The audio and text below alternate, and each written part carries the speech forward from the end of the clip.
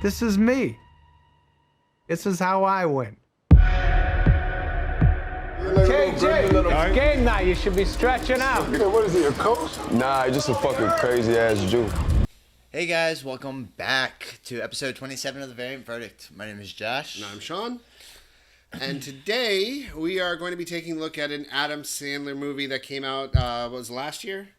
Yeah, this is a 2019 film by Josh and Benny Zafty, the Zafty brothers.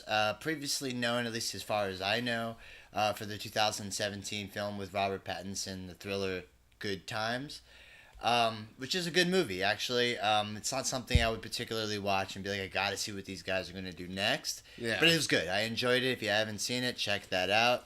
But yeah, we decided to take a look at this. This movie is executively produced by the Martin Scorsese. Yep. Originally, they approached Sandler apparently about taking this role of Howard back in, I think they said 2016 or something. When they originally approached him, he turned it down. They got Jonah Hill on board, which I can actually see doing this really well. He would actually be a really good fit. And then eventually, I think by the time that filming was about to start, Sandler swapped positions, took the role, and the rest is history. Yeah, which, I mean, I actually do like, it's a guilty pleasure of mine to like Adam Sandler movies. So I was actually really... Opposite. Yeah, I know, which I was actually really interested to see him in a different style of role. Like anything really different I'm down for. So... No, I was really wanting to actually check this out. It took me a while to see it. Part of the reason we never talked about it before. And so ultimately, what did you, initial impressions walking away from this movie, how did you feel?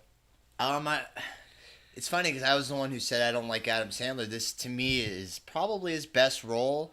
It's in terms of at least, I can't compare it to something like Billy Madison or Happy Gilmore. Comedically, they're just two different types of roles. But I will say that he is comedic in this. He is also vulnerable. He can be hard. He can be softened. It's a very wide range character, Howard, and I think that's kind of why I found it to be his best role. This is his best role. This is the best acting job he's ever done. But this is also not a Happy Madison production.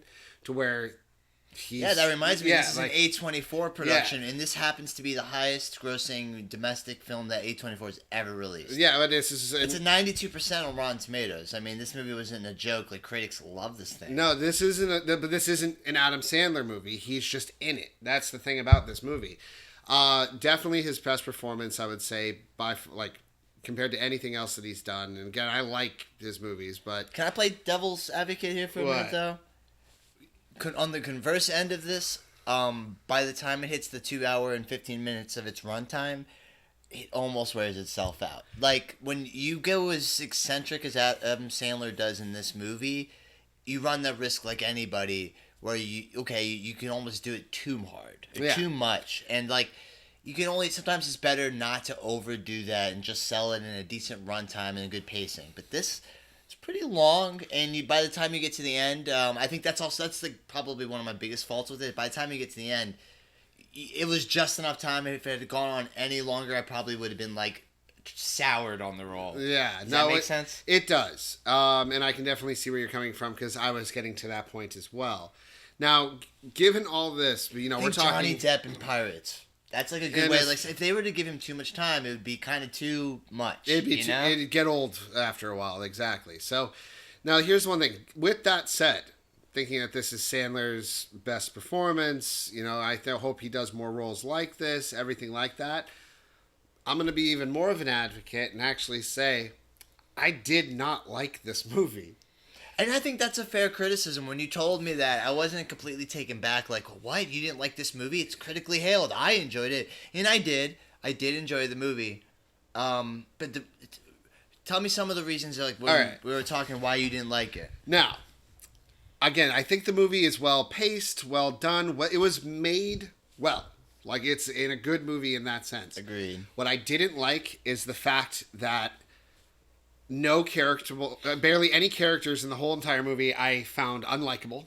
I do find Howard, Adam Sandler's character, to be one of the most irritating to watch. Just knowing that he's making mistake after mistake. And I get that's the point, but it was just aggravating to the point where I just wasn't even enjoying it anymore. Yeah, like Adam Sandler, his arc is pretty small in the sense that, the whole point of the story is that he's a gambler and he's constantly making betting decisions where everything's a gamble, but he hopes to always be on top of like the higher end of it. He's kind of like a natural scam artist. This guy is not likable. Let's get that out of the way. Not at all. He scams a guy about selling his the Michael Jackson on a cross, ice bling necklace. He did some really shady stuff. No, Adam Howard, he is just a piece of shit for everybody. He's a piece of shit to his family. He's a piece of shit for everyone in his family. He screws everybody over without thinking that there's going to be he always has this idea that there's going to be this grand light at the end of the tunnel. Do you remember what it was that kicks the story in motion? So he's a jeweler. He's got a store in New York City. What's the kind of like the thing that sets everything in motion? Obviously, you have the beginning where they show you the Ethiopian miners mining the gem that kind of is the crux of the story. But how does it kick off? Well, it ultimately kicks off where he obtains this black opal, which is like supposedly super rare from Ethiopia. He supposedly went through months of work to get it. The moment it arrives, like Kevin Garnett shows up at his store and then he borrows it. He does like a trade where he trades the Celtic ring for his collateral. And Lakeith Stanfield's in this part too. And that's the other thing is that like he's very like everyone, they'll ask him something, he says no, and they're like, "What the fuck do you mean no?" And it's like you're asking to borrow a possibly $1 million like opal thing just for good luck. He keeps explaining it's going to go up for auction. Like I can't do this. And so Lakeith Stanfield's kind of the devil's advocate. He's like, "I will bring it back to you tomorrow. Just let him borrow it for the game so Kevin Garnett can win." But not only just all that, like he this is the kind of piece of shit person. So he takes Garnett's ring and he pawns it so that he can make a bet to make money. The bet fucks up, gets bailed out, gets an opportunity, because the whole time though he owes money to mobsters. Like I'm guessing like around 100,000, 150,000, something of that sort. And anytime he has the opportunity where he has the money to hand them, he bets it. Here's what I like though about this concept and where they went with that, where since he's making these terrible betting decisions, the camera does this thing where it kind of focuses on Sandler. Think like, Brian De Palma, Snake Eyes, or another good example of this would be something like High Anxiety by Alfred Hitchcock, where it follows Sandler and him making these decisions, but there's a high intensity stakes to it, and like the camera really stays with Sandler. Yeah. He's like your POV of the whole scenario. And like I liked it. I liked that about this movie. It's driven on anxiety. Well, that's the thing. The whole movie you're like, oh no, bad decision. That's going to lead to this. But you're watching him do this, and it's got a very like personal feel to it. It's like a high anxiety. Well, that's the thing. That word anxiety, it sums it up perfectly. The entire movie is like anxiety inducing. It's like how much trouble he's in. You know how much of a fucking idiot he is, because I literally probably said that out loud and to myself 7 or 8 times throughout the movie. But it's crazy. Don't you feel like you know a Howard in your life, or you've met someone that's so self-assured like Howard, who wonders why like things in their life are bad, but it doesn't realize they're literally the ones who are making that happen. Howard is that kind of character. At times he's really likable and vulnerable and soft. But at the end, when something's like taken from him or something's hanging in the balance, you don't feel bad for Howard, because inadvertently he always causes those things on his own. I will say his abandoning his family and being upset that his family abandoned him, or whether it was. Give me another example. There's always, it seems like everything had a cause and effect. Like he wants to get back with his family, but this is also the same guy who's keeping a mistress in another apartment. This is the guy. Like I said, he has like 100. He has the money for the mobster. Tells the mobster he has the money, and then before the mobster gets it, he places it on a bet and loses it all. Exactly. It's like that. And obviously throughout this movie, he's got mobsters roughing him up, and it's like, no fucking shit, you're getting roughed up. And then when he sits there and wants to go like, why is this happening? Why is nothing going right? It's because you're a fucking idiot. Exactly.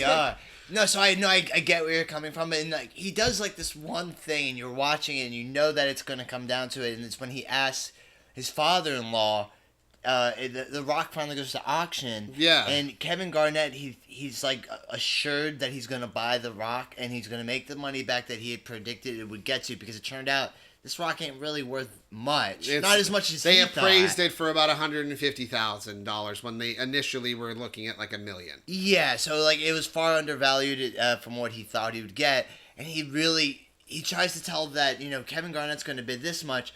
He persuades his father-in-law to bid at the same auction, to overbid Kevin Garnett, to updrive Kevin's bid. Yeah. Kevin doesn't bite, and he takes the bullet. And I was like, that's such a fucking Howard thing to do. Yeah, like, it's such a piece of shit thing to do. He was doing something in the hopes to make much more money than he originally intended, only ended up putting that burden on someone else. Yeah, and then, I mean, that in itself, I'm not going to spoil the end, but that in itself, like, never gets resolved, I guess you could say, in the movie.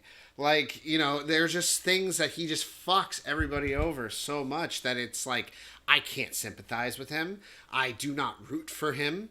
Like, I literally at one point in the movie, after the, like, 10th mistake or 10th stupid idea, I was like, whatever he gets, he deserves. The things I liked about the movie is that Adam Sandler feels comfortable in the role. Yes. He never comes off like he's struggling to play this part. And I will it's like perfect for Sandler. Think about it. Adam Sandler has gone through entire career of like Jewish jokes and things like that, and him playing a Jewish guy in New York, a jeweler. I mean, it kind of is the character a little over stylized and like clearly the standout of the cast, like in terms of like the flamboyant personality, all that. Of course, definitely.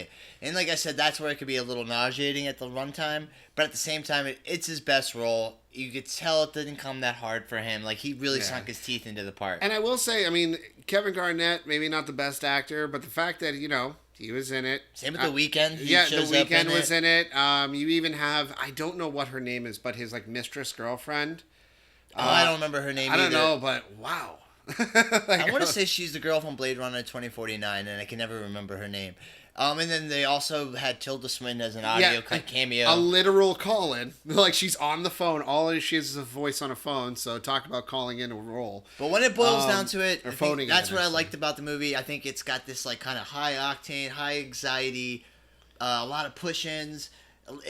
You feel like you're just like with this guy Howard, and it's like kind of a character study. And when I was trying to tell Sean, and I think that this movie doesn't follow a traditional 3-act structure. Well, it doesn't. If you're completely okay with like going on this ride with Howard, immersing yourself into his situation, you can have a little fun with this movie. I think there's definitely some intensity to it that I enjoy. I feel like there's no comedy. There's no, like, enjoyment or fun. I think he has some quips in the movie. There's still a little Sandler in there.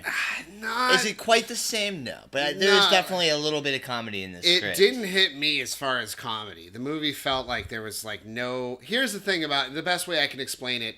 The movie is nothing but anxiety, curiosity, and frustration with no payoff in the end.